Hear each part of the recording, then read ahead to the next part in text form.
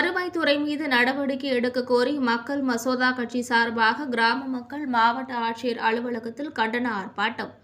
மயிலாடுதுறை மாவட்டம் சீர்காழி அடுத்த 23 ஆலங்காடு அனைத்து கிராம மக்கள் சார்பாக மயிலாடுதுறை மாவட்ட ஆட்சியர் அலுவலக வாயிலில் பத்திரப்பதிவு செய்த இடத்தில் அத்துமீறி நுழைந்து ஆக்கிரமிப்பு செய்தவர்களை கண்டித்தும் சுமார் 80 ஆண்டுகளுக்கு மேலாக நிலங்களை சாகுபடி செய்யும் நிலம் உரிமையாளருக்கு நிரந்தர பட்டா வழங்க ஆணையிட வேண்டிய அந்த நிலங்கள் அத்துமீறி நுழைந்து ஆக்கிரமிப்பு செய்திருப்பவரை வெளியேற்ற கோரி மக்கள் மசோதா கட்சியின் சார்பாக வருவாய்த்துறையை கண்டித்து கண்டன ஆர்ப்பாட்டத்தில் ஈடுபட்டனர்.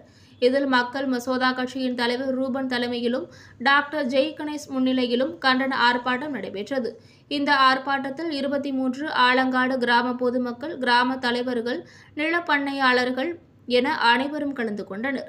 வருவாய்த்துறை மற்றும் ஊராட்சி நிர்வாகத்தை கண்டித்து கண்டன கோஷங்களை எழுப்பினர். முக்கியஸ்தர்கள், ஊர் முக்கியஸ்தர்கள், 23 ஆலங்காடு முக்கியஸ்தர்கள், அனைத்து பொதுமக்கள், பண்ணையர்கள் என ஒரு ஒட்டுமொத்த சமூக மக்களின் ஒற்றுமையாக இந்த இடத்திலே நாங்கள் இன்று துணை நிற்கிறோம்.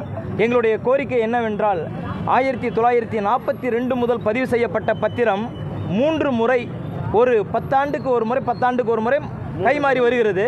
3 தலைமுறை மாறி வந்த இடம் இன்று கடைசியாக பண்ணையாருடைய பெயரிலே இன்று இருக்கிறது. இந்த இடத்துல பட்டா வேண்டி ஒரு நத்தம் என்றாலே முதலில் பத்திரப்பதிவு செய்வார்கள், அப்புறம் பட்டா வேண்டி மனு கொடுப்பார்கள்.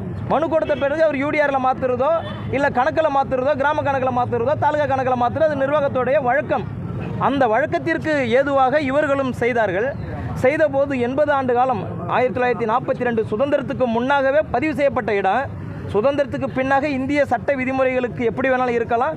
அதுலேயும் இவர்கள் அதற்கு முன்னாக சீனியாரிட்டியில் பதிவு செய்யப்பட்ட இடம். இன்றைக்கி 1990, 95 பதிவு செய்வதற்கான